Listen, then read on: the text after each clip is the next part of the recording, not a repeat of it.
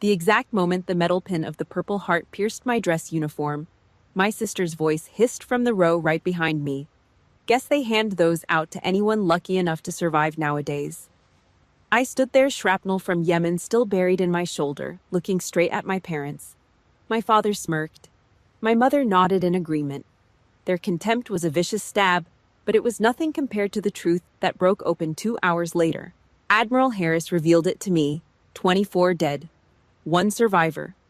They did not die in an accident. They died because of your own family.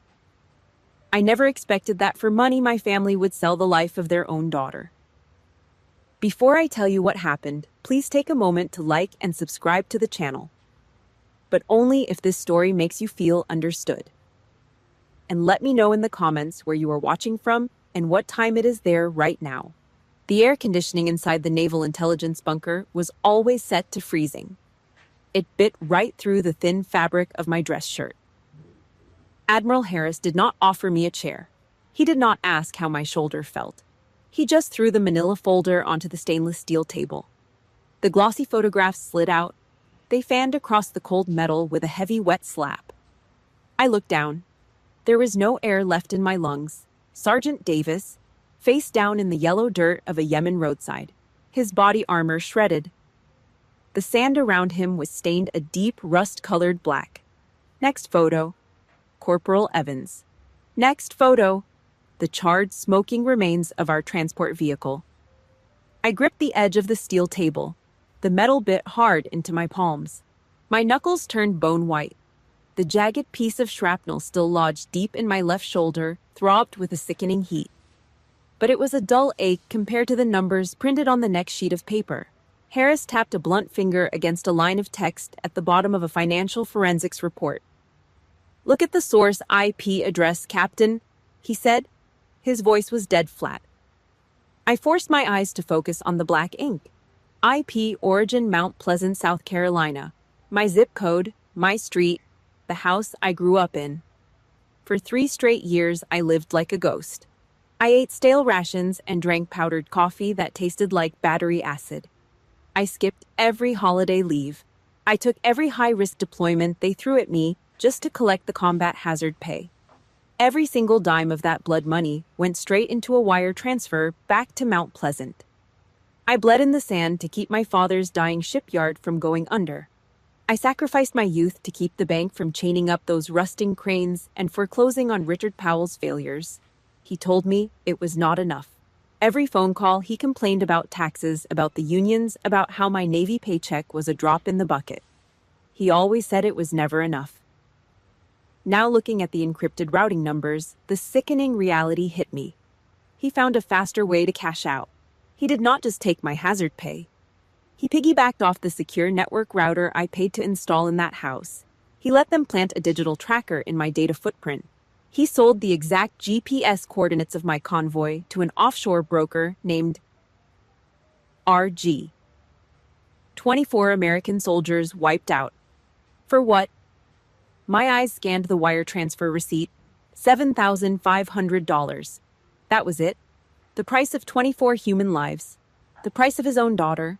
$7,500. Not even enough to buy a decent used truck.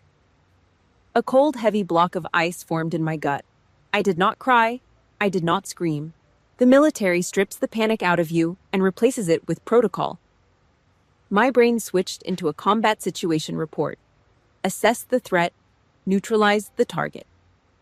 Harris gathered the photographs. He shoved them back into the folder.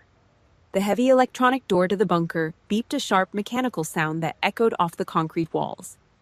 "The Federal Bureau of Investigation is already circling," Harris said, not looking up. "They smell blood in the water, but this is Navy business. We lost our people. I am giving you a head start." He finally looked me dead in the eye. "You have 48 hours, Alice. I need hard, direct evidence tying your father to that money trail. Find the proof before the press gets wind of this and the feds lock down your family compound. Do you understand?" I pulled my shoulders back, my spine locked into a perfectly straight line. "Understood, Admiral." I turned on my heel. The hard rubber soles of my boots cracked against the concrete floor like a gunshot. I walked out of the bunker and pushed open the heavy blast doors. The humid night air of the South Carolina coast hit me in the face. The wind coming off the harbor was heavy with the smell of dead marsh grass and diesel fumes. I walked across the empty asphalt lot to my beat-up Ford F-150. I unlocked the heavy door. The hinges whined a rusted, ugly noise in the quiet night. Before I could put the key in the ignition, my phone buzzed inside my pocket. I pulled it out. The bright blue glare of the screen lit up the dark cab of the truck, stinging my tired eyes. A text message from Eleanor. My mother. Come home, honey. I bought a prime ribeye. I am firing up the grill to make your favorite steak. We need to celebrate your hero's medal properly. My stomach violently turned over. The taste of bile and stale coffee rose in the back of my throat. Celebrate?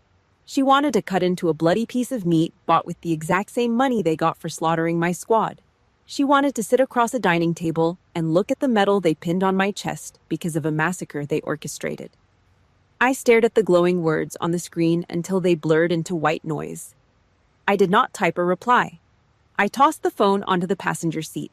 I gripped the worn leather of the steering wheel until my hands went completely numb. I turned the key.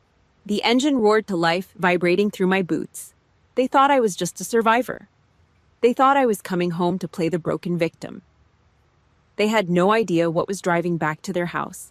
The heavy rubber tires of my Ford truck crunched over the cracked, uneven asphalt of the industrial road. I kept the headlights off. To my left, Powell Shipyard loomed in the dead of the night. The massive steel cranes stood frozen against the black sky, covered in thick, cancerous layers of peeling orange rust. The dry docks were completely empty.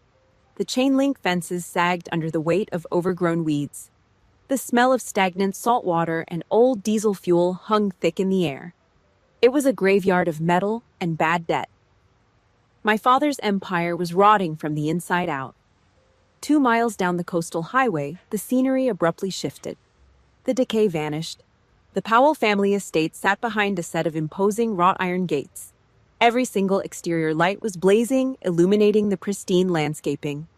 It looked like a luxury resort, a massive glowing monument to keeping up appearances. I parked my beat-up truck at the far edge of the circular driveway. I grabbed my tactical duffel bag from the passenger seat. My left shoulder burned with a sharp, grinding ache, but I kept my back locked in a perfectly straight line. Richard Powell stood on the front porch. He wore a crisply pressed linen shirt. He took a long drag from a thick Cuban cigar. The cherry glowed red in the shadows. He exhaled a thick cloud of gray smoke into the humid South Carolina air. He did not turn his head when my heavy boots hit the wooden steps. He did not look at my face. He did not look at the fresh, blood-spotted bandages visible just under my collar. I pushed past him without a word. I walked through the heavy oak front doors. The air inside the house was suffocating. The smell of aged hardwood and expensive leather was completely choked out by the sharp, chemical stench of Chloe's cheap floral perfume. I walked into the dining room. The long table was set with fine porcelain. A thick cut of ribeye steak sat on a plate at the far end. The meat was completely cold. A ring of white congealed fat circled the edges, shining under the crystal chandelier. Evan sat across the table, my older brother. He pushed his half-eaten plate away. His silver fork scraped hard against the expensive china. It was a high, shrill sound that made the muscles in my jaw tighten. "So are you going to spot me the cash, or not?" Evan demanded. He did not say hellos. He did not welcome me back from the sandbox. "The credit card company is threatening to freeze my accounts. I just need a bridge loan until my new crypto startup takes off." Next to him, Chloe sat slumped in a high-backed velvet chair. She stared down at her phone. Her thumbs moved in a rapid, endless blur across the glowing screen. She did not even bother to look up when I walked into the room. No one asked about the ambush. No one asked how 24 of my people ended up in plastic body bags. No one asked if the shrapnel in my shoulder was infected. They looked at a combat veteran who just survived a brutal massacre, and all they saw was an open checkbook. I did not speak. I did not pull out a chair. I looked at the cold slab of meat on the plate. I looked at Evan. I looked at Chloe. The silence stretched until it became heavy, dense, and suffocating. I adjusted the heavy canvas strap of my duffel bag over my good shoulder. I turned my back to the table and walked toward the grand staircase in the foyer. "Hey!" Richard's voice boomed from the front hallway. His heavy leather shoes slammed against the floorboards as he stepped inside. "Do not walk away when your brother is talking to you. We made a celebratory dinner for you, and this is the respect you show." I did not break my stride. I climbed the carpeted stairs. His cursing faded into the background, bouncing uselessly off the high ceilings. I walked down the long hallway on the second floor. I reached the door of my old bedroom, the only space in this house that was ever mine. I pushed the brass handle. The heavy hinges let out a long metallic squeak. I stepped inside. I stopped dead in my tracks. The room was gone. The dividing wall that separated my bedroom from Chloe's had been completely smashed down. The space was transformed into a massive walk-in closet. A custom-built shelving unit stretched across the wall where my bed used to be. It was lined with dozens of pairs of designer stilettos, color-coordinated and perfectly lit by recessed LED strips. The smell of new paint and expensive suede filled the air. I looked down at the hardwood floor. Shoved into the darkest corner of the room was a crushed cardboard box. I walked over and kicked the top flap open with the steel toe of my boot. My Navy achievement medals, my basic training graduation photograph, the framed commendation letter from the Secretary of the Navy. They were all tossed into the box like household garbage. The glass on the commendation frame was spider-webbed with jagged cracks. The thick certificate paper was crumpled and stained. They did not just steal my money. They erased my entire existence. There was no room for a bleeding soldier in a house built on high heels and lies. I did not feel sad. I felt cold. A pure, absolute zero. I dropped my duffel bag on the floor of the hallway. I turned and walked straight into the master bedroom at the end of the hall. Eleanor's room. If anyone asked, I was looking for a spare blanket. But my eyes had already shifted into target acquisition mode. I scanned the flat surfaces, the bedside tables, the heavy oak dresser, the vanity desk sitting in the far corner. I walked quietly across the plush carpet. The vanity was covered in expensive anti-aging creams and a large velvet jewelry tray. I noticed a slight disruption in the arrangement. The heavy wooden tray was sitting unevenly on the flat surface. I slid 2 fingers under the velvet edge. I lifted it up. A stiff corner of brown paper poked out. I grabbed it and pulled. It was a heavy manila envelope. I turned it over in my calloused hands. In the top left corner, stamped in faded black ink, was an eagle gripping an anchor. The official seal of the Office of Naval Intelligence, ONI. Why did my mother have classified Navy intelligence documents hiding under her pearl necklaces? I looked at the center of the envelope. There was a printed label written in bold black lettering, IP Surveillance, Mount Pleasant. My blood turned to ice. This was not just a tracking file. This was the digital blueprint of my own execution. I folded the thick paper in half. I shoved it deep into the cargo pocket of my uniform trousers. The hunt was on. 2 in the morning. The massive Powell estate was dead silent. I stood at the top of the grand staircase, breathing in the cold, heavily filtered air. The only sound in the house was the steady hum of the central air conditioning unit. I reached down to the tactical sheath strapped to my right calf. The combat knife slid out with a soft, metallic hiss. The grip felt heavy and rough in my palm.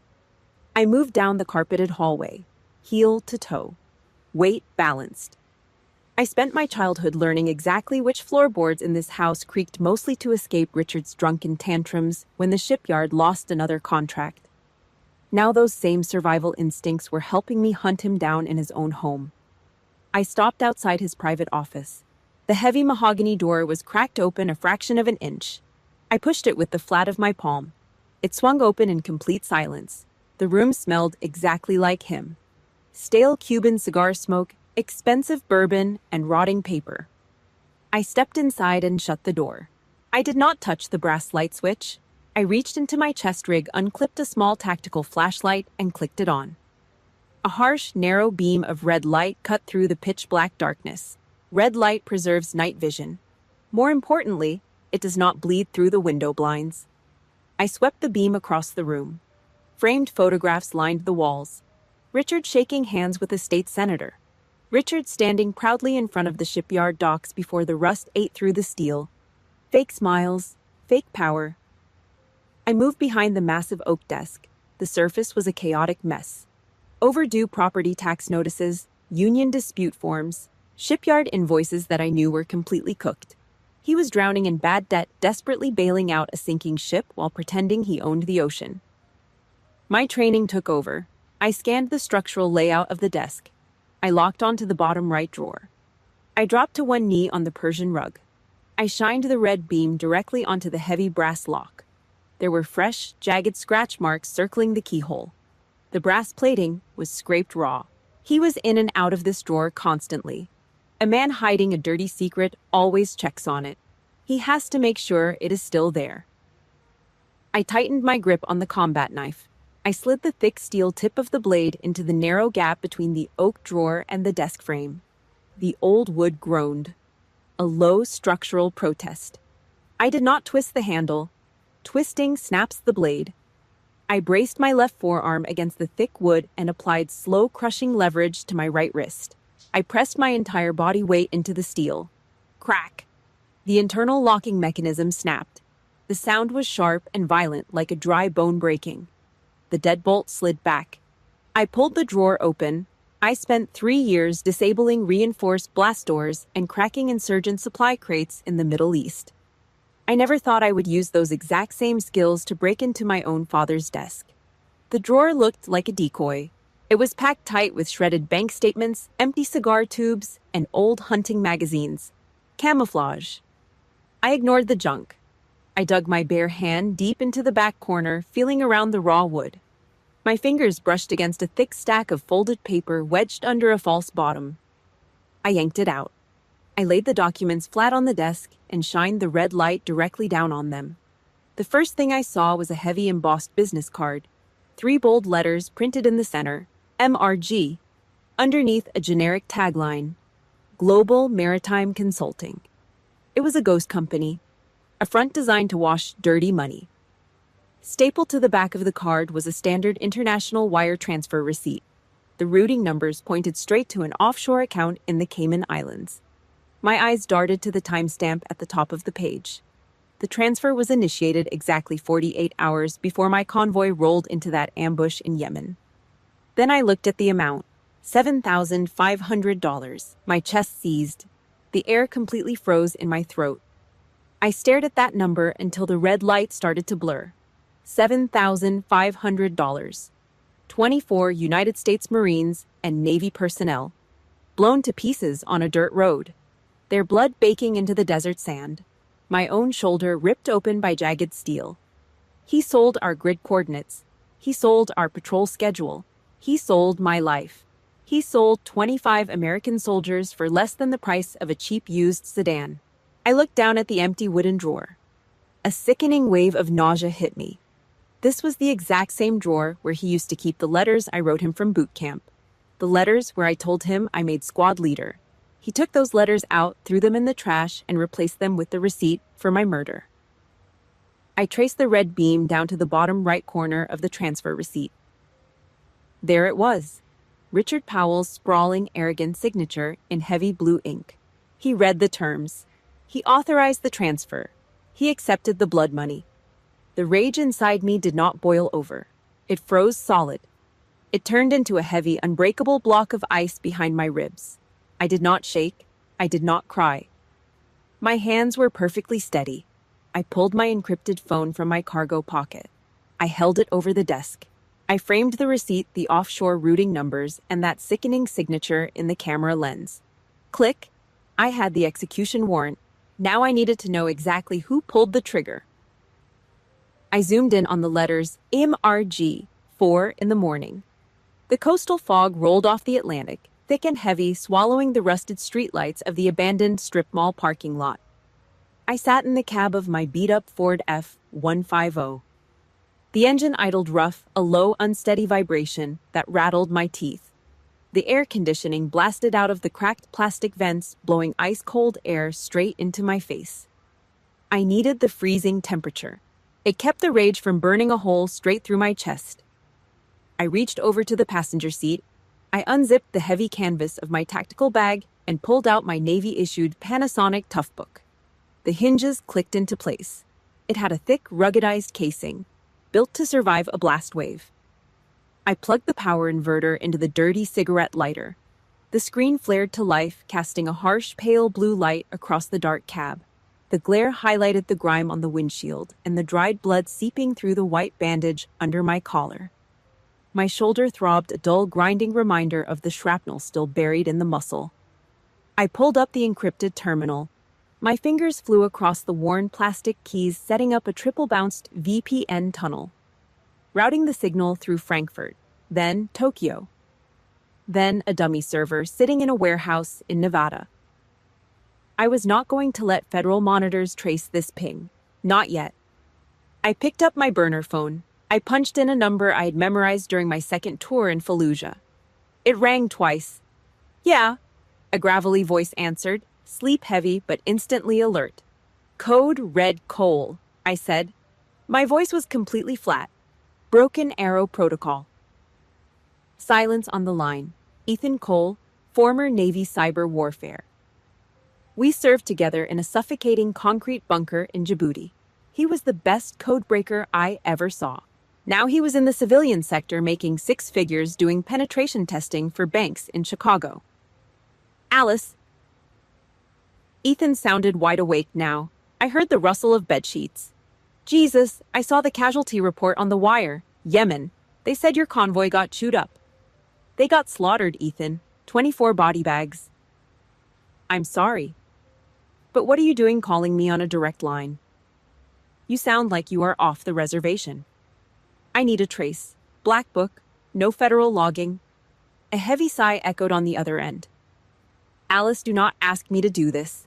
I'm a civilian now. If I crack a federal database without clearance, I lose my job. I lose my life. I cannot." I did not beg. I did not plead. I stared through the foggy windshield at a cracked concrete parking barrier. "Sergeant Davis bled out on my boots, Ethan," I said. The words cut through the static like a straight razor. His legs were gone. He looked me right in the eyes and choked on his own blood while I tried to pack his chest with gauze. "You owe Davis. You owe this uniform. Trace a company called MRG, now." The line went dead quiet. I could hear his heavy breathing over the satellite connection. Then the frantic rapid-fire clacking of a mechanical keyboard started. "Give me the target," Ethan grunted. I read the routing numbers from the photo on my phone, the ones I ripped out of Richard's locked desk drawer. For 10 minutes, the only sound in the truck was the rattling of the Ford's engine and the distant rhythmic pinging of Ethan's keystrokes. I watched the blue glow of the tough book. My hands gripped the steering wheel so hard the cheap leather groaned. "Got it," Ethan finally said. His voice dropped an octave. It sounded sick. "Alice, what the hell did you stumble into? Give it to me straight." MRG, Maritime Resource Group. It is a shell. A ghost corporation registered in the Caymans. They do not consult on shipping lanes. They broker military intel to private contractors operating in the Middle East. Black market buyers. Insurgents with deep pockets. My jaw locked tight. "So, the ambush in Yemen, it was bought and paid for," Ethan confirmed. "Someone handed them your exact patrol route, GPS coordinates, timetables, the blind spots in the drone coverage. The insurgents just bought the map and waited." The cold air from the vents hit my face. It felt like freezing water. Richard did not just steal money, he brokered a massacre. "There is one more thing," Ethan said. The typing started again, faster this time. I tracked the origin of the data leak. The initial breach did not come from a Navy server. It came from a low-level email hack. Someone scraped your personal webmail, got access to your unclassified deployment schedules, then used that to backdoor the tactical relay. Where did the hack originate? It was a local IP, Mount Pleasant. Actually, Alice, the ping bounced off the exact same router you are billed for. The Wi-Fi network, the one I paid to install at the Powell estate so my father could run his shipyard's books. "Who ran the scrape?" I asked. My voice was a hollow echo in the cab. "The digital footprint is sloppy. Amateur hour," Ethan said. "A kid playing with dark web toys. Registered device name is Evan underscore MacBook underscore Pro. Evan, my older brother. The same brother who sat across from me a few hours ago whining about his credit card debt. The same coward who pushed his cold steak away and demanded a bridge loan for his crypto startup. He did it. Evan sat in his bedroom, piggybacked on my internet connection, and hacked my emails to steal military coordinates. He handed the data to Richard, and Richard used the legitimate front of the Powell shipyard to broker the deal with MRG, a family business. Alice. Are you still there? Ethan asked. Burn the connection, Ethan. Erase the logs. Alice, wait. I reached out and slammed the heavy lid of the tough book shut. The blue light died instantly. The cab of the truck went completely dark. I sat in the pitch black for a full minute. I listened to the engine rumble. I felt the cold air biting into my skin. 24 soldiers dead because my brother wanted to pay off his credit cards, and my father wanted to save his rusting metal cranes. They traded American blood for $7,500. I reached down and grabbed the heavy steel gear shifter. I threw the truck into drive. The tires grabbed the broken asphalt, kicking up loose gravel. Eleanor sent a text saying they were celebrating. They were eating prime ribeye. It was time for dinner. Hall's Chop House was a fortress of expensive noise. Downtown Charleston at 8 on a Friday night. A thick wall of wealthy chatter, clinking crystal, and live jazz bleeding from the mahogany bar. Men in custom-tailored suits, laughing too loud. Women wrapped in heavy jewelry, drinking $18 martinis. The air inside the restaurant was dense with the smell of seared, dry-aged beef, roasted garlic, and melted butter. It smelled like pure gluttony. It smelled like a world completely insulated from the reality of burning diesel and copper blood. I walked past the hostess stand, my heavy boots sinking into the plush carpet. I spotted them at a massive corner booth. My family. The architects of a massacre. Richard was holding court. He had a massive glass of Napa Valley Cabernet in his right hand, swirling the dark red liquid against the glass. A $300 bottle of wine. He sold 24 American soldiers for $7,500, and here he was casually drinking the profits. And then I told the union rep, you either take the pay cut or I padlock the gates on Monday. Richard boomed, laughing at his own ruthless joke. I slid into the booth across from him. I did not lean back. I kept my spine rigid, locked in parade rest even while sitting. The shrapnel in my shoulder throbbed. A slow, hot pulse wrapping around my collarbone, grinding against the damaged muscle every time I took a breath. Nobody stopped talking when I sat down. Nobody asked how the military transport flight back was. Nobody asked if the surgeons at the VA hospital managed to pull all the jagged metal out of my flesh. Evan sat to my right, aggressively cutting into a massive slab of bone-in ribeye. His steak knife screeched against the porcelain plate, a high grating sound that made my teeth ache. I am telling you, Dad, Web 3 is the only play. Evan mumbled around a mouthful of half-chewed bloody meat. I just need a 20K seed injection to float the servers. The ROI is totally guaranteed. I stared at Evan's hands, soft hands, perfect cuticles. He never worked a single day on the dry docks. He never lifted anything heavier than a golf club. Those were the exact same hands that typed out my email password. The same hands that hacked my deployment schedule on a MacBook Pro and handed the grid coordinates to a ghost company. I calculated the physical distance across the table. I wondered how fast I could reach over the breadbasket and snap his wrist. 2 seconds, maybe less. To my left, Chloe let out a loud, dramatic sigh. She ignored her untouched grilled salmon. She reached into her designer leather purse and pulled out a plastic ring light. She clipped it onto the top edge of her iPhone. Click. A blinding white LED halo flared to life. It washed out the warm, dim restaurant lighting, casting a harsh surgical glare over our side of the table. She raised the phone, angling the camera so it caught her perfect makeup and the white medical bandage poking out from under my collar. She hit record. Her entire posture changed in a fraction of a second. Her face melted into an expression of deep, manufactured sorrow. "Hey guys," Chloe said. Her voice was suddenly soft, syrupy, thick with fake emotion. "I am just having a quiet dinner with my amazing sister. She just got back from overseas. She got the Purple Heart today. Our family is just..." We are so incredibly blessed she survived. Please pray for her PTSD. She leaned closer, shoving the glowing lens toward my face. Say hi to the stream, Alice. We are so proud of you. A dozen hashtags were already lining up in her empty head. Hashtag hero sister. Hashtag pray for our troops. Hashtag trauma survivor. She was using my dead squad to farm engagement metrics. She was eating off the clout of an ambush her own father brokered. I did not cover my face. I did not swat the phone away. I did not yell. I just looked into the camera lens. Then I shifted my eyes and locked them directly onto Chloe's pupils. I let the noise of the restaurant fade away. I let the smell of the roasted meat disappear. I brought it all back. The deafening roar of the roadside IED lifting the transport truck off the dirt. The blinding heat of the burning armor. The sound of Sergeant Davis gargling his own blood on the sand. I took all that violence, all that death, and I put it right behind my eyes. I gave her the 1,000-yard stare. The dead, hollow look of a soldier who has completely detached from humanity. The flat, unblinking look of a killer assessing a target.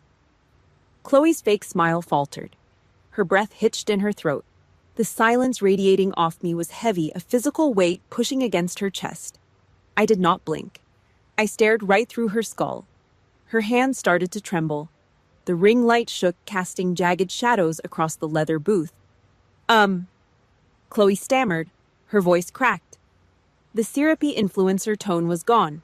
She swallowed hard, her eyes darting away from mine. She fumbled with the screen, her thumb desperately jabbing at the end stream button. She yanked the ring light off the phone and threw it onto the table. She shrank back into the corner of the booth, pulling her arms tightly around herself. Good. Richard slammed his heavy wine glass down. The dark red liquid splashed over the rim. What the hell is your problem, Alice? Your sister is trying to do something nice, and you sit there looking like a psychopath. Before he could finish his sentence, a sharp, rapid vibration hit my ribs. My encrypted phone, tucked deep in my jacket pocket. I pulled it out under the table, kept it out of sight. Just a quick glance at the illuminated screen. A priority text message from Admiral Harris. Funds moving. Target spooked. They are scrubbing the Cayman accounts. Move now. They knew the feds were circling. The blood money was running. I stood up. The sudden movement made the heavy wooden table rattle. Water sloshed over the rims of the crystal glasses. Alice, sit back down, Richard ordered. He used his chest voice, the heavy authoritarian tone of a man used to breaking people. I reached into my front pocket. I pulled out a crumpled $100 bill, combat hazard pay. I tossed it onto the white tablecloth. It landed right next to Evan's half-eaten steak. My share, I said. My voice was dead air. I turned my back on them and walked straight toward the exit. Alice, do not walk away from me. Eleanor's shrill voice cut through the jazz music. I did not break my stride. I pushed through the heavy brass doors and stepped out into the humid, unforgiving night. Let them eat. The hunt was moving. The drive back from downtown Charleston took exactly 22 minutes. I did not turn on the radio. I listened to the hum of the Ford's engine and the heavy thud of the tires hitting the uneven coastal pavement. The fog was rolling in thick off the harbor, coating the windshield in a greasy film. My knuckles were white against the steering wheel. I kept my breathing slow and measured. 4 seconds in. Hold for 4. 4 seconds out. The tactical breathing exercises they drill into your head at sniper school. You do not let the adrenaline spike until you are looking through the glass. I turned onto the long private driveway of the Powell estate. The massive house was completely dark. Not a single exterior light was left on. They beat me home. They were inside waiting behind the brick walls like rats hiding from a hawk. I parked the truck. I did not slam the heavy door. I pushed it shut until the latch clicked. I walked up the front steps. I slid my key into the brass lock and pushed the heavy oak door open. The air inside the foyer was thick and suffocating. It smelled aggressively of fake lavender. Someone had plugged a cheap wax warmer into the hallway socket, desperately trying to mask the stale smell of Richard's cigar smoke and the underlying rot of this entire family. I stood in the entryway, my eyes adjusted to the dark. Eleanor was standing at the bottom of the grand staircase. My mother. She was wearing a long flowing silk nightgown. Her arms were crossed tightly over her chest. She looked small in the shadows, fragile. It was a perfectly practiced act, a performance designed to make me lower my guard. She stepped off the bottom stair. Her bare feet made absolutely no sound on the polished hardwood floor. She moved toward me, her eyes wide and glassy in the dim light. "Alice," she whispered. She reached her right hand out. Her perfectly manicured fingers hovered in the air for a second before they landed directly on my left shoulder, right over the thick medical bandage, right over the raw, jagged hole where the insurgent shrapnel had ripped through my muscle. She pressed her palm down, just enough pressure to send a sharp, grinding spike of pain straight into my collarbone. "You are breaking your father's heart," she said. Her voice was soft, coated in sugar, but the venom underneath was unmistakable. Walking out of a public restaurant like that, causing a scene in front of Chloe's followers, it is embarrassing, honey. I did not flinch. I let the pain sit there. Eleanor leaned closer, the smell of her expensive face cream mixed with the cheap lavender air freshener. It made my stomach turn. "We spoke to a doctor, Alice," she whispered, her voice dropping into a tone of fake tragic sympathy. "He warned us about the PTSD. He said the trauma from the ambush would make you paranoid, that you might start imagining enemies everywhere, even in your own home." She dragged her thumb across the edge of my bandage. "You are sick, honey. You are deeply unwell. Your mind is playing tricks on you. You need to stop this aggressive behavior before you tear this family apart. Because if you keep acting crazy, Richard will have no choice. We will call the authorities. We will tell them you are a danger to yourself. They will lock you in a ward, Alice, for your own good." It was a flawless, airtight trap. Medical gaslighting. She was weaponizing my dead squad. She was using the trauma her husband bought and paid for to label me insane. If I screamed, it proved I was crazy. If I tried to explain the offshore bank accounts and the wire transfers, I was just a paranoid, broken veteran hallucinating a conspiracy. She was stripping away my credibility, turning me into a crazy person so that no one would ever believe a word I said. I did not scream. I did not defend myself. I did not waste a single word arguing with a liar. I looked down at her hand resting on my bleeding shoulder. I reached up. I clamped my calloused fingers around her delicate wrist. I squeezed, hard. I felt the thin bones grind together under her skin. Eleanor gasped. Her eyes widened in shock. I shoved her arm away. I looked straight into her dilated pupils. I gave her absolutely nothing. No anger, no tears. Just the flat, dead stare of a soldier staring at a neutralized threat. "Watch your shadow," I said. My voice was a razor blade sliding across a glass table. I stepped past her. I walked up the heavy wooden stairs, leaving her standing alone in the dark hallway, rubbing her bruised wrist. I know exactly what it feels like to have your own mother look you in the eye and try to convince you that you are losing your mind just to cover up her own guilt. If you have ever been gaslit by someone who was supposed to love you, hit the like button right now. Subscribe to the channel to stand with me. And leave a comment below saying, "I see the truth," because we both know how much it hurts when your own family tries to make you the villain. I walked down the second-floor hallway. I pushed open the door to the guest room, the only space they left for me. I stepped inside and pushed the heavy brass deadbolt closed. Click. I dropped my tactical bag onto the bare mattress. I did not turn on the overhead light. I unzipped the side compartment. My hand wrapped around the textured polymer grip of my Navy-issued Glock 19. I pulled it out. The black steel was freezing cold in my hand. I hit the magazine release with my thumb. The heavy clip slid out and dropped into my left palm. I ran my thumb over the top brass casing. 15 rounds of hollow point ammunition. I slammed the magazine back into the grip. Smack! I grabbed the rear serrations on the slide. I pulled it back hard and let it snap forward. Clack!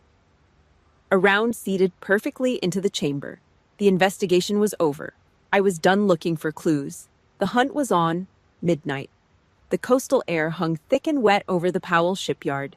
I stood in the shadows of the dry dock, staring at the sagging chain link fence. The perimeter security was a joke. A couple of rusted padlocks and a single lazy halogen floodlight that flickered every 10 seconds. Richard stopped paying for overnight guards 3 years ago to save a few bucks. It made my job easy. I slipped through a gap in the rusted wire. My boots hit the cracked concrete without a sound. I moved like a ghost through the graveyard of my father's failures. Massive peeling steel cranes towered over me, bleeding orange rust onto the asphalt. The whole place smelled like dead fish, industrial solvent, and rot. I reached the main office trailer. It sat on cinder blocks looking like a discarded shipping container. The front door had a cheap deadbolt. I pulled my combat knife, wedged the thick steel tip into the door frame, applied upward pressure to the latch. 3 seconds. Pop. I stepped inside. The air was stagnant, completely trapped in the small space. It hit my lungs like a physical weight. The smell of cheap wood paneling, water damage, and Richard's stale Cuban cigars. It was enough to make my stomach turn. I swept my red tactical light over the room. Piles of unpaid invoices, a dusty leather chair, a cheap laminate desk. My eyes dropped to the floor behind the desk. A faded rug kicked slightly out of place. I kicked the rug aside. A digital floor safe sat bolted into the concrete. Old model. Heavy steel. A digital keypad with rubbed-out plastic buttons. I knelt on the cold floor. I needed a 4-digit PIN. Men like Richard Powell did not have the imagination for complex security protocols. They operated on ego and habit. I punched in 4 numbers: 0, 4, 1, 2. April 12th. Eleanor's birthday. The woman he cheated on for 20 years, but the exact date he used to lock up his dirty secrets. The keypad beeped green. The heavy steel bolt slid back with a loud metallic clunk. I pulled the heavy door open. No cash, no gold. Just a single black external hard drive sitting in the center of the empty metal box. I pulled it out. It felt light in my hand. The weight of 24 human lives trapped inside a cheap plastic casing. I set my Navy Toughbook on the desk. Flipped the screen open. I plugged the drive into the USB port. The screen flashed pale blue, casting a sickly dead light across my face. Folders popped up. Hundreds of them. Raw data. I bypassed the dummy folders labeled tax returns and union contracts. I dug straight into the encrypted partitions. There it was. A subfolder titled MRG_com. I opened it. A massive thread of emails between Richard and a redacted overseas server. Haggling, negotiating. He was literally bartering with terrorists over the price of a military convoy. They offered $5,000. He pushed for 10. They settled at 7.5. My jaw locked so tight my teeth ground together. I scrolled down to the final attachment. An encrypted PDF. The file name was simple. After _action_report_Yemen_root_B. I ran a brute force decryption script. The progress bar crawled across the screen. 10 seconds, 20. Access granted. The document opened. It was a formal contractor report, a kill sheet. My eyes dragged over the black text. Casualties, K. A. 24. Below that, a neatly typed list of names. Davis M. Sergeant Evans T. Corporal Miller S. Specialist. I read every single name. I saw their faces. Davis bleeding out in the dirt, Evans trapped in the burning transport, Miller screaming for a medic. The smell of burning diesel and charred flesh filled my nose, drowning out the stale cigar smoke. I forced my eyes further down the page. Wounded in Action W. I. A1. Powell A. Captain. He knew. Richard knew exactly what happened on that dirt road. He received the itemized receipt of the massacre. He saw his own daughter's name listed under the casualties. He read the report detailing how my squad was blown to pieces. I scrolled to the very bottom of the page. Payment authorization. And there it was, staring back at me in cold digital ink. Richard Powell's electronic signature. Time-stamped 12 hours after the ambush. He read the names of the dead. He saw my name. He saw that I was bleeding in a military hospital. And his only reaction was to click approve so the $7,500 would clear his offshore account. I was not his daughter. I was defective merchandise.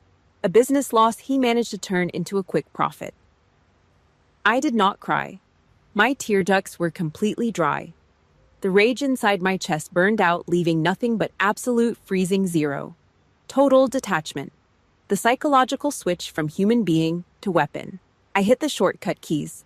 I copied the entire hard drive, every single byte of data, onto a secure partitioned sector of my Toughbook. Transfer complete. I ripped the black hard drive out of the USB port. I tossed it onto the desk. I pulled out my encrypted burner phone. I opened a direct secure line to Admiral Harris. My thumbs hit the glass screen. Short, fast, lethal. Target acquired, evidence secured. My silence killed my people. Initiate the perimeter. I hit send. I closed the Toughbook and shoved it into my tactical bag. I stood up. The shrapnel in my shoulder did not hurt anymore. My body felt numb, weightless. I stepped out of the suffocating office trailer and back into the cold, salty night air. I stood alone in the dark shipyard. I looked toward the highway. Far out in the distance, cutting through the thick coastal fog, a sound began to rise. Faint at first, then louder. A high, piercing wail tearing through the silence of the South Carolina night. Federal sirens. The morning news broke just before 7. I sat on the edge of my cheap apartment sofa, drinking black coffee from a styrofoam cup. The television screen showed a live feed of the Powell estate. Flashing red and blue lights cut through the heavy coastal fog. Men in dark blue windbreakers with FBI printed in bold yellow letters were hauling cardboard boxes out of the front doors. The trap snapped shut. But a rat does not die the second the metal hits its neck. It thrashes. My phone started vibrating on the coffee table. Not a call, a notification, then another. Then a continuous high-pitched mechanical stutter that made the device rattle against the cheap wood. I picked it up. My screen was an endless waterfall of hate. I opened the main feed. Chloe was live. She sat in the front seat of her Range Rover wearing an oversized gray hoodie. The lighting was carefully angled to catch the tears streaming down her perfectly contoured cheeks. I never thought I would have to make a video like this, Chloe choked out, staring into the lens with wide, innocent eyes. My family is under attack by my own sister. She paused to wipe a fake tear. Alice came back from overseas, changed. The doctor said it was severe PTSD. We tried to get her help. But she is completely paranoid. She's having a psychotic break, and now she's using her military contacts to frame our father. The screen cut to a video clip, the steakhouse, but it was heavily edited, slowed down. The footage showed me staring into her ring light, but she had looped the exact fraction of a second where I blinked against the harsh LED glare. With the distorted audio and slow motion, I did not look like a soldier assessing a threat. I looked like a twitching, unhinged lunatic. The internet jury swallowed it whole. The comments rolled past in a blur of digital venom. She belongs in a psych ward. Psycho veteran, lock her up, cancel her. They bought the lie. A spoiled influencer cried on camera, and suddenly I was the monster. I tossed the phone back onto the table. I did not care about a bunch of anonymous cowards typing from their basements, but the system cared. 10 minutes later, the encrypted line rang. Admiral Harris. I hit the speaker button. Captain, Harris said. His voice sounded like it was being dragged across gravel. Heavy, exhausted. Admiral, the feds moved on the estate. They did. But your father is not in cuffs yet. He lawyered up, and he made some phone calls. A heavy sigh hissed through the cheap phone speaker. Richard Powell has deep pockets, Alice. He funds 2 state senators and a federal congressman. They are putting the squeeze on the Pentagon, pushing the narrative your sister just launched. A rogue, traumatized veteran conducting a personal vendetta against a local job creator. I stared at the blank wall of my living room. The evidence is bulletproof, sir. You saw the wire transfers, the signatures. I saw it. The FBI is processing it. But the optics are a nightmare. Until the forensics team verifies every single byte of that hard drive, Washington wants this fire put out. He did not have to say the rest. I knew the protocol. I am suspended, I said, flat, no question mark. Administrative leave, effective immediately. Harris confirmed. You are stripped of rank pending a full tribunal. Do not leave your quarters. Do not speak to the press. I am sorry, Alice. My hands are tied. The line clicked dead. I sat in the silence of my apartment. The blinds were drawn tight. The air was stale. I fought overseas for 3 years. I took a piece of jagged steel to the shoulder. I broke into a safe to hand them the man who sold American blood for pennies. And the Navy benched me because a politician complained about bad PR. The afternoon dragged into a suffocating, silent evening. Around 5 o'clock, a faint scraping sound broke the quiet. I moved to the front door, silent on my feet. I looked down. A small white envelope had been shoved underneath the door crack. No stamp. Hand delivered. I checked the hallway through the peephole. Empty. I picked up the envelope. The paper felt cheap and rough. No return address. Just 2 words written in shaky, smeared blue ink. Captain Powell. I tore the flap open. A single sheet of yellow legal paper was folded inside.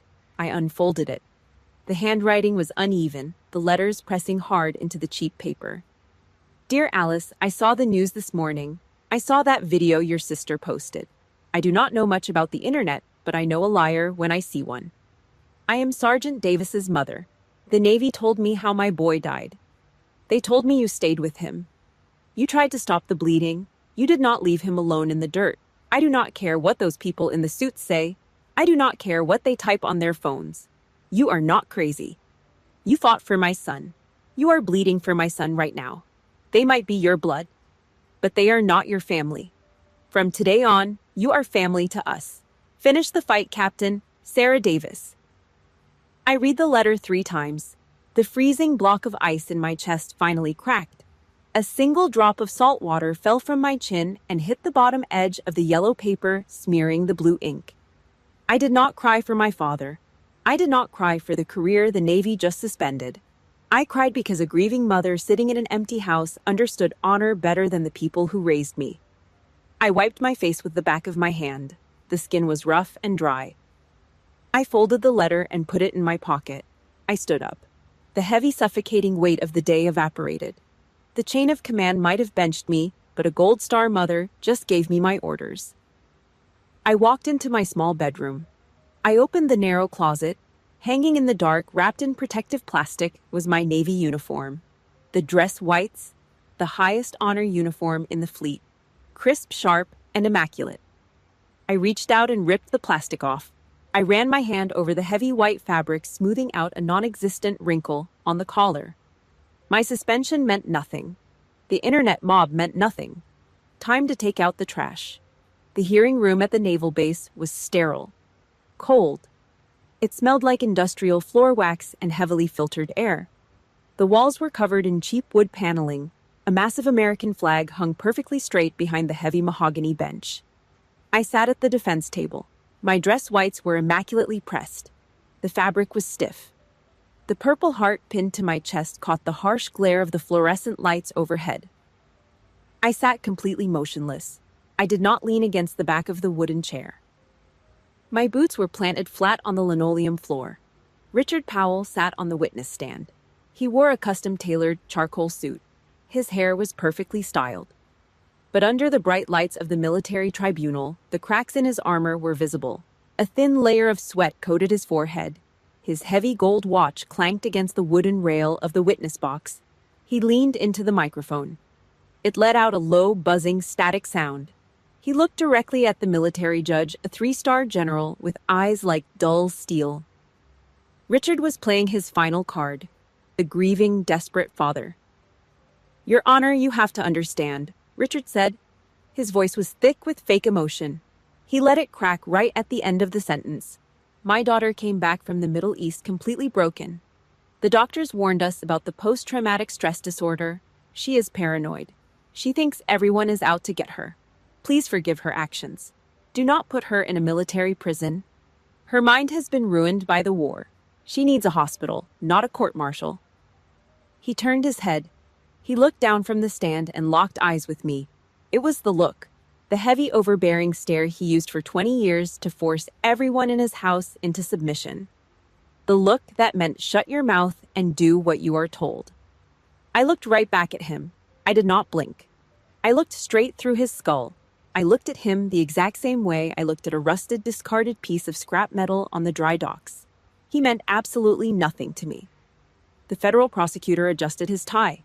He opened his mouth to speak. He never got the chance. Admiral Harris stood up from the prosecutor's table. His chair scraped loudly against the floor. He buttoned his uniform jacket. He did not look at Richard. He looked at the judge. "With all due respect to the witness," Admiral Harris said. His voice echoed off the concrete walls. Cold. Absolute. "The United States Navy does not need to defend Captain Powell's mental state. We do not need a psychological evaluation. We have the physical evidence." Harris nodded to the tech officer sitting in the corner. The lights in the hearing room dimmed. A massive projector screen hummed as it lowered off the ceiling. A blinding white light hit the screen. The encrypted file from the black hard drive appeared. It was the after-action report, the casualty list. Sergeant Davis, Corporal Evans, 24 dead American soldiers. And right there at the bottom of the page was Richard Powell's digital signature. The tech officer clicked the mouse. The screen switched to a bank ledger. The offshore routing numbers. The money did not stop at the initial deposit. The full scrape of the data revealed the final payout, $57,500, the price for an entire military convoy. The oxygen instantly vanished from the room. I watched Richard. His face turned the color of wet ash. His jaw dropped open. The mask of the concerned father shattered into a million pieces. He grabbed the wooden rail of the witness stand with both hands. His knuckles turned bone white. He was suffocating on his own lies. He looked like a cornered rat staring into the barrel of a shotgun. In the gallery behind him, Eleanor buried her face in her hands. She started sobbing loudly. But it was not guilt. It was the hysterical, ugly crying of a woman who just realized her country club membership, her designer shoes, and her entire fake aristocratic life were gone forever.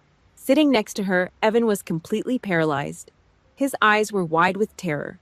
His hands were shaking violently against his knees. He knew the federal agents already had his laptop. He knew the digital trail of the hacked emails led straight back to his bedroom. The military judge stared at the projected screen for a long time. The silence in the room was heavier than concrete. Finally, the judge turned his head. He looked down at the defense table. "Captain Powell," the judge said. His voice was quiet, but it carried across the room. "Do you have anything to add to the record?" I pushed my chair back. I stood up. I pulled my shoulders back. My spine locked into a perfectly straight line. I felt the heavy fabric of my uniform. I felt the sharp edges of the Purple Heart resting against my chest. I did not look at the judge. I turned my head and looked directly at Richard Powell. He was slumped in the witness chair, broken, pathetic. My voice rang out sharp and clean as a rifle shot. "I did not survive that ambush because of luck," I said. Every word was a nail driven into his coffin. "I survived in spite of you." The military judge raised his wooden gavel. He brought it down hard against the sounding block. The sharp, violent crack echoed through the room, and then there was nothing but dead silence. The steel handcuffs clicked shut, a harsh, mechanical ratcheting sound that echoed off the cold concrete walls of the federal courthouse. Richard Powell did not look back. Two federal marshals grabbed him by the biceps and dragged him toward the heavy oak side door. His custom-tailored suit looked baggy.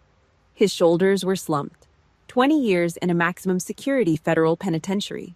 No parole. Evan walked right behind him. He dragged his feet. His head hung low between his shoulders, his hands trembling violently in the iron cuffs. Another 20 years. Chloe got 5 for obstruction of justice and witness tampering. The judge did not care about her follower count. I walked out the front doors of the courthouse. The Charleston heat hit me like a physical blow. News cameras flashed, reporters shouted my name, but I kept my eyes locked straight ahead. My chest felt completely hollow. But it was not a sad emptiness. It was clean. Like a wound forcefully scrubbed out with iodine and coarse gauze. I drove back to my small apartment. I poured a glass of tap water. A sharp knock at the door broke the heavy silence. I unholstered my Glock, kept it behind my leg, and checked the peephole. I opened the door. Hannah stood in the dim hallway. Chloe's 16-year-old daughter. She wore a faded black denim jacket. Her hands were shoved deep into her pockets. She looked exhausted, her eyes red and swollen, but her jaw was set tight. She pulled a small silver USB drive from her pocket. She held it out. "The raw footage," Hannah said. Her voice was quiet, stripped of any emotion. "Before my mother edited the timeline, put it online, show the world you did not blink." I took the drive. The metal was warm from her palm. "I am dropping the last name," Hannah said. She looked past me, staring down the empty hallway at the flickering fluorescent light. "If being a Powell means selling out your own blood for a paycheck, I do not want it." I looked at the kid. She had her grandfather's eyes, but she did not have his rot. "Good choice," I said. 5 years later. I took my honorable discharge from the Navy. I took my accumulated back pay, the federal injury settlement, and a VA commercial loan. I went down to the county courthouse foreclosure auction. I bought the exact dirt Richard Powell used to build his empire of lies. I stood on the cracked, weed-choked asphalt of the Powell shipyard. The morning sun burned off the heavy ocean fog. I drank black coffee from a dented steel thermos. A massive yellow Caterpillar excavator roared to life 30 yards away. Thick black diesel smoke pumped out of the exhaust stack, stinging my nostrils. The operator pulled the heavy levers. The steel bucket swung around and smashed directly into the side of the main office trailer. The rusted corrugated metal ripped apart with a deafening screech. The sound of tearing steel vibrated in my teeth. Glass shattered across the pavement. The rotten wood framing snapped like brittle toothpicks. I watched the machine chew Richard's office into a pile of jagged splinters. The lingering smell of his cheap cigars and stagnant water vanished instantly, blown away by the sharp, salty Atlantic wind. We cleared the rubble. We brought in dump trucks and poured fresh concrete over the poisoned dirt. We built something that actually mattered. The Davis Moral Leadership Academy, a concrete and glass training center for Gold Star families and transitioning veterans. I stood on the second-floor balcony. I rested my forearms against the cold, painted steel railing. The smell of fresh pine lumber and wet ocean salt filled my lungs. The heavy door opened behind me. Black boots hit the composite deck with a measured, disciplined rhythm. Hannah walked up and stood beside me. She was 21 now. She wore a crisp Navy cadet uniform. The white fabric was spotless. Her brass belt buckle caught the morning sunlight. She kept her spine perfectly straight, her shoulders pulled back. She learned that stance from me. We stood in silence. We watched a massive container ship inching across the gray horizon. "Did you ever forgive him?" Hannah asked. She didn't look at me. Her eyes stayed locked on the water. I took a slow breath.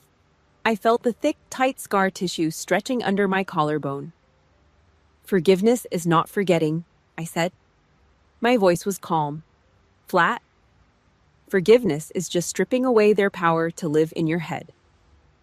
I was born into a legacy of betrayal. I was supposed to be a victim of it. But I crushed it. Hannah nodded once, a sharp, precise military motion. "Legacy is not what you inherit from the people who share your blood," I told her. "It is what you build with your own 2 hands." I turned away from the railing and walked back inside my office. I walked over to the heavy oak desk. A small wooden display case sat in the center of the blotting pad. Inside rested the Purple Heart. I looked down at the gold rim and the purple ribbon. It used to feel like a bleeding wound. It used to feel like a heavy, suffocating weight dragging me down into the burning dirt of Yemen.